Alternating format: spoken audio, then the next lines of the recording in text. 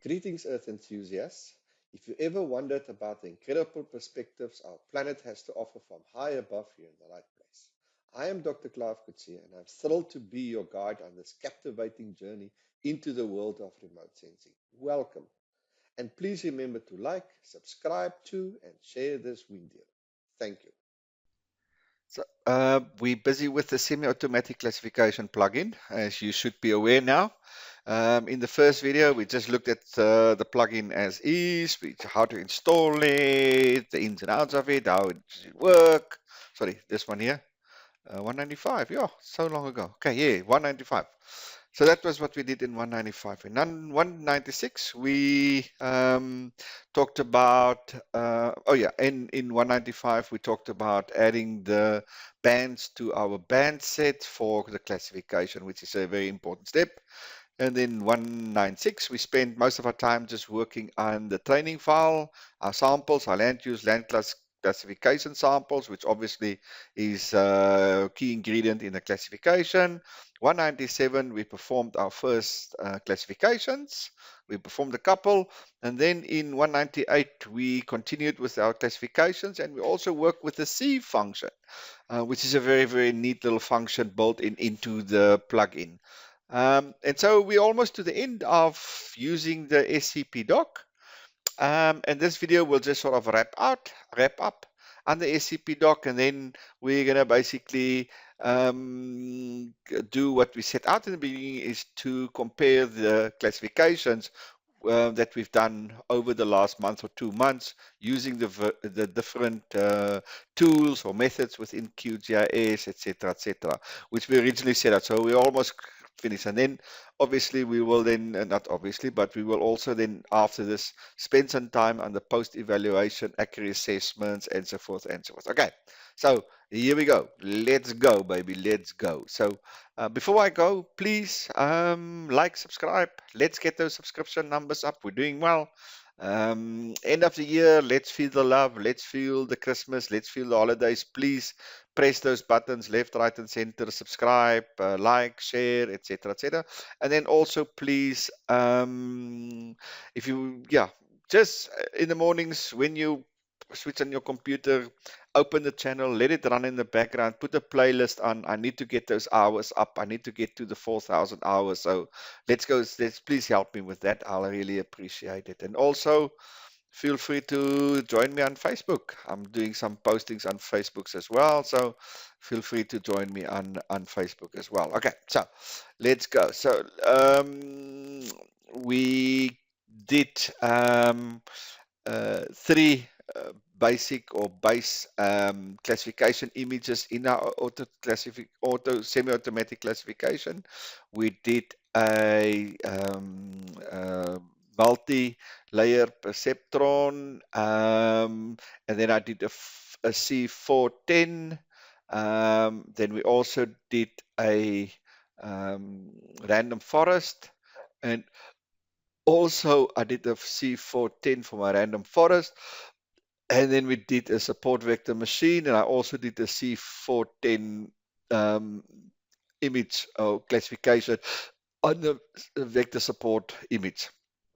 So there we go. I did the sieves for each of them, and it's based on the band set. So there's the multi-layer band set, there's the random forest band set, and there's the support vector machine band set. So I've loaded the base classifications in my doc, in the SCP doc. So I've loaded there. So when I do the sieve, I simply just select the relevant band set. 5 is support vector machine, and I apply the 410 pixel connection for threshold 10, etc.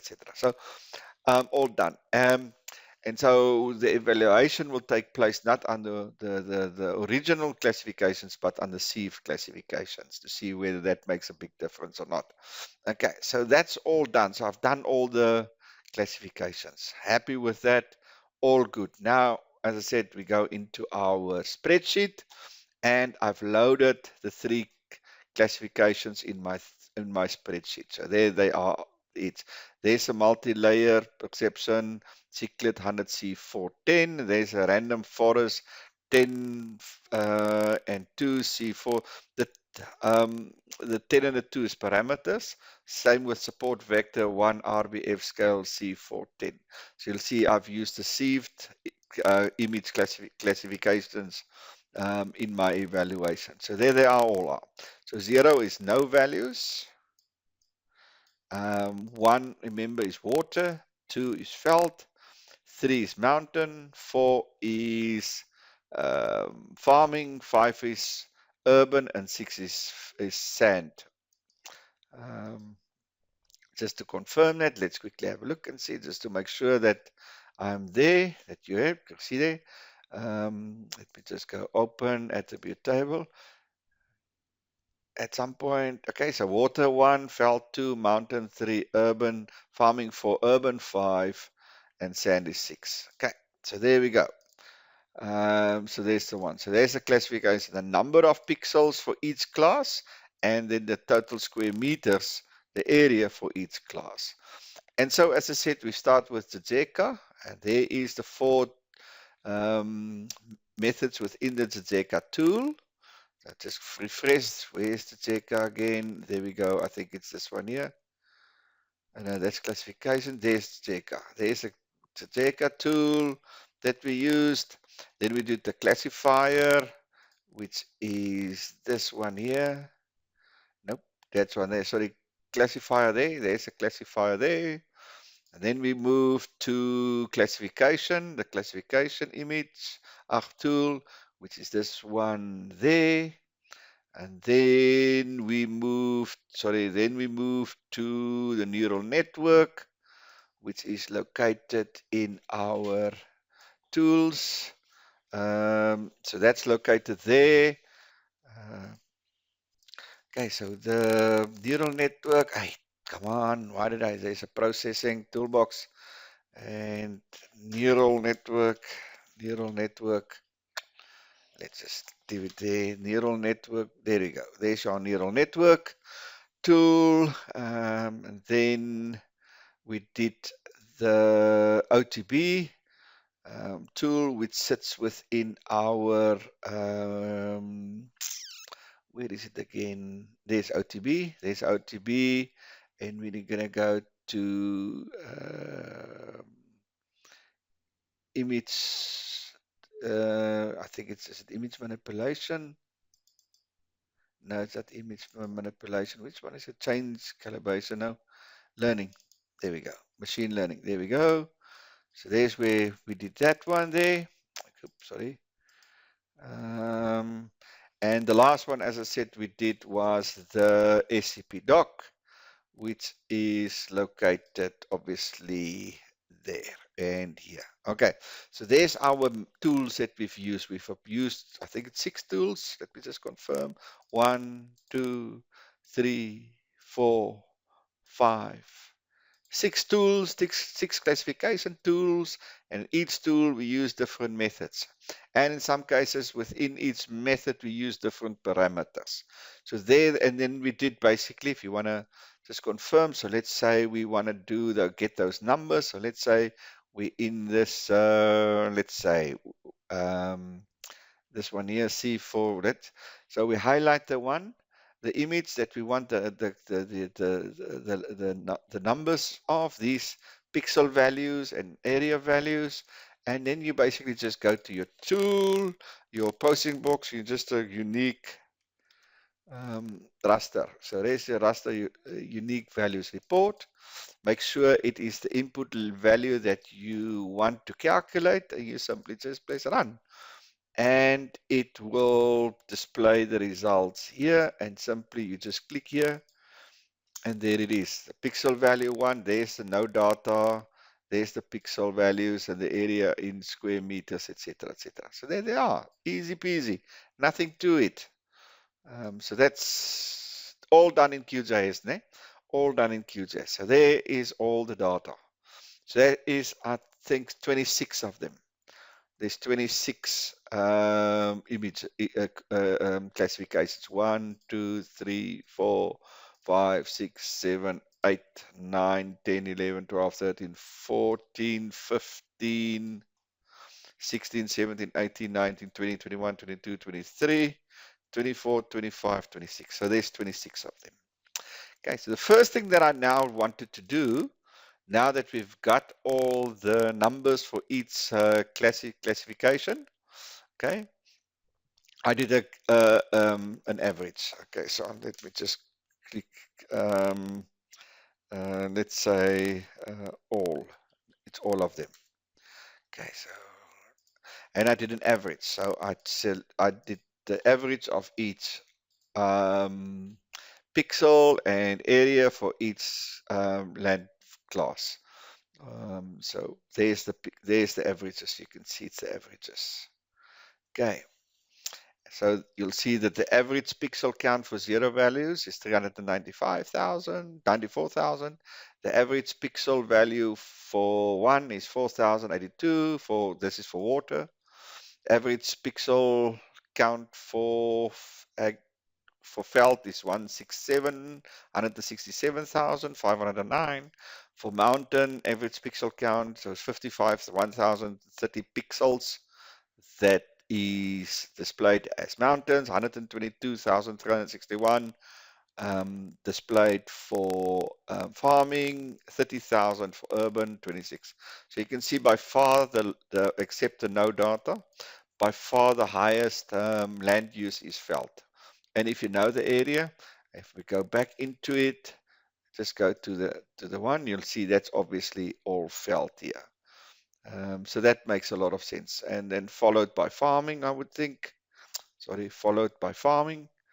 Correct. So veld and farming. And to a large degree, the veld is also farming because it is for cattle, for grazing, tea plantations, and so specifically rooibos tea, which looks like very much like farming. So these two, in fact, are not that different. You'll see um, quite a small proportion being urban. In fact, we can obviously now, the no data is around the corner, so we'll just look at this. So we obviously can do this as a percentage. So let's quickly do that. So let's quickly say that is equal to that divide by sum of that. Where did I make sum? Okay, let's try that. Okay, so it's equal. I don't know what that divide by sum, and there we go. And I need to multiply it by 100 to get to a percent. So let's quickly round it off, make it nice and neat. Yes, 0.006. So that is water. So now let's just anchor the rows. Let's just get it off. But that divide by sum, that multiply out by 100. Let me just make sure it's supposed to add up to. Why is it doing this? Ah, divide by itself, man, not B and B. Sorry, let me just. I had a blonde moment now. There we go. So let's say this is water, veld, mountain, farming, urban, and sand. There we go. So 40% is veld, mountain is 13%, farming is 30%, urban is 7%, sand is 6%, water is 1%. Now that's based on the average. So we assume that the average value here is the best approximation of the true land use, land cover, the true classification. Okay, so we assume this. Okay, so we assume that by averaging is we exclude the errors. and those outliers. And there's 26 of them, so the average should, in theory, be an okay number. Ideally, we should be able to calculate the median as well. So that implies, so I'll play around with the spreadsheet still. We're still far from it. So we'll play around with the spreadsheet to get a better understanding and do some better work with it.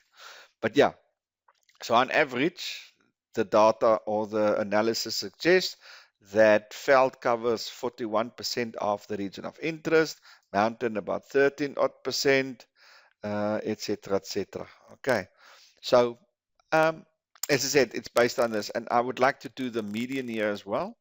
Because we've got 26, the median will also be quite a nice, because average could be skewed because of an outlier here and there where the median should not be. So we ideally we should add the median as well, but we will need to get these numbers in a time series format, which is they currently not. That's something that I will still do, is put all these numbers in a time series format. Anyway, so what I also then wanted to do is to say, okay, how does each of these differ? How does each of these differ from the average? How does each of these ones differ from the average, or how close or how different are they? So I just say move a copy, create a copy, move it to the end, and I basically then took each value, value, and I subtract it with the average value. Okay, so you'll see that that's the actual value, the pixel count for 0 for this, divided by the average pixel count for 0. Okay, and I just copied and paste, and I anchored all of the values. You'll see it's B1, B70. So these anchors are the average values, B1, B70, B71, etc., and C. You'll see that it is C70, etc. So you simply just then copy and paste it into, and it will do the rest itself.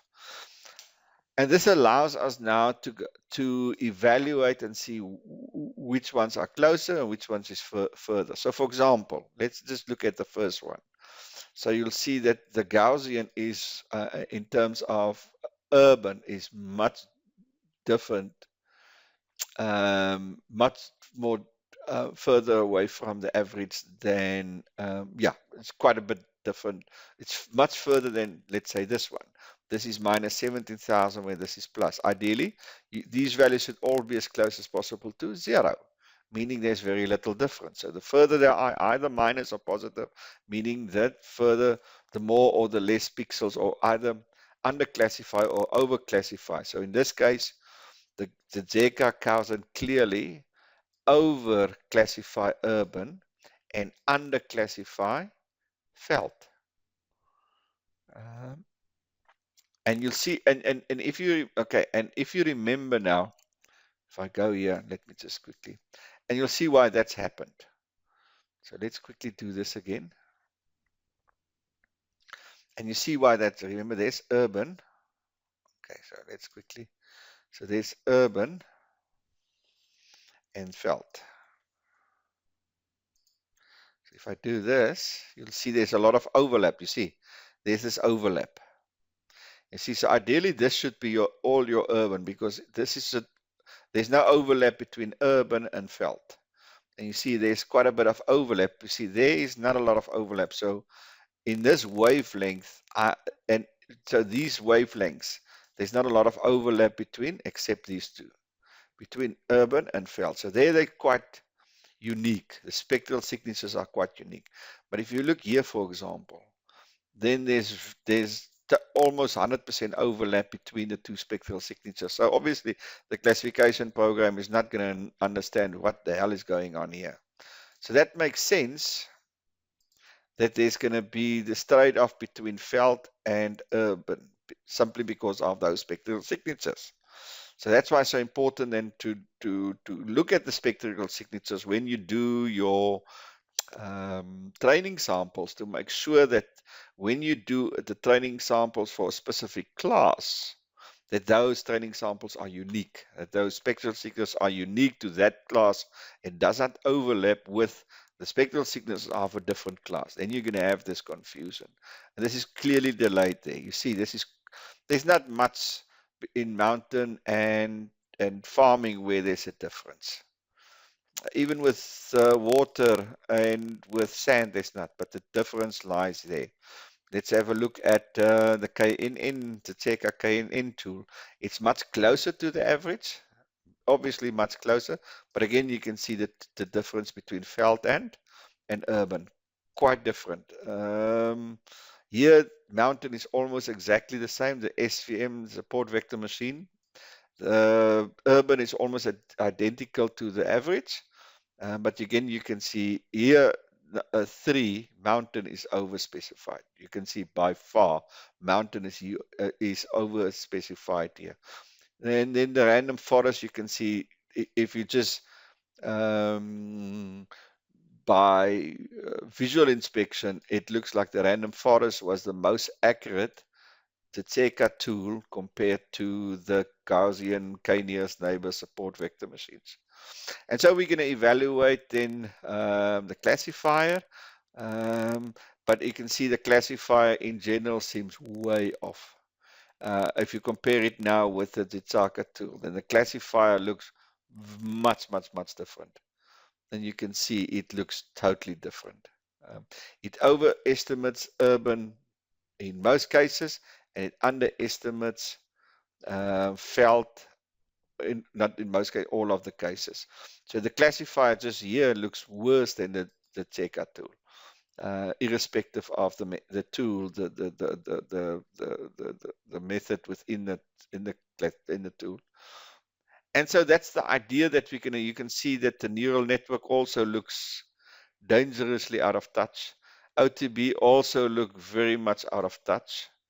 And the SCP doc actually looks also quite out of touch with the average.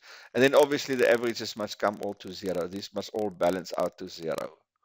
So this looks out of touch. So if you look just visually, the Tseka tool actually looks the most accurate, looks the most prominent. But as I said, we looked at the averages. I'm sure if we use the median, then the numbers may actually differ quite a lot.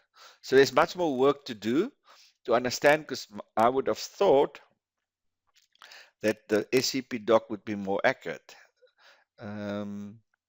It visually looks like it if you look at the images, but it could be that I shouldn't have used the sieve. I actually should have used the actual values without the sieve. That could be a reason. The other reason could be as well is that the others are so inaccurate that it skews the average, and therefore this becomes, in fact, looks like it's more accurate, less accurate than these ones, but it's because these ones are so inaccurate, it skews the average. So there's lots of things that we still have to look at, lots of work that we still have to look at to determine. And one of the things that we're going to do now is to actually do a accuracy assessment within the SCP doc. Let's do an accuracy assessment within the SCP doc. And then we can more definitely or with more confidence say whether this is true or not. So we're going to still work around on the spreadsheet to get a bit more information, a bit more on analysis on it. But I'm also going to hand in hand with this work within our classification project to and within the SCP doc. You'll see if we open the SCP doc, it has a post processing function where we're going to do the accuracy. So set the classes. So we're going to select all our classifications, and then we're going to create a training sample or an assessment file, which is similar to our training file. In fact, we could use our training file. You'll see it will come up there. There's our training. There's our training files. But obviously, we're not going to use that because we've used those training files for our classification.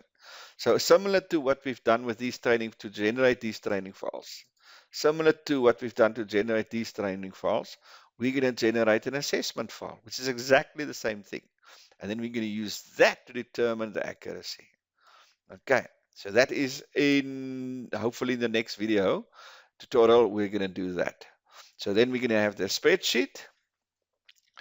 We're going to have the spreadsheet and we're going to have the accuracy assessment within the SCP doc. And then hopefully we can do a ranking of the tools to see when we want to do classifications, where do we go first and which ones should we ideally, not that we shouldn't do them, but should be our last line, not our first priority. But that is obviously for my region of interest and for my daytime image. If you have a different region of interest, a different daytime image, that it might be very, very different. These things are very sensitive. And again, remember what I said, it is all about your training samples, all about your training samples. Hopefully that's, yeah, okay. So let me stop quacking now. Let me end this video tutorial here and then thank you very much again. Thanks for joining me on this journey. Please remember to like, subscribe. Please let those loop those playlists, let those playlists run. I need to get those hours up, watch hours up, please. So please do me a favor, get those up, watch hours, let them loop, let them run. It costs nothing, it doesn't disturb you, and yeah, it helps the channel a lot. Look forward to the next one. Stay tuned. It will be around the corner. And with that, I'll see you on the other side.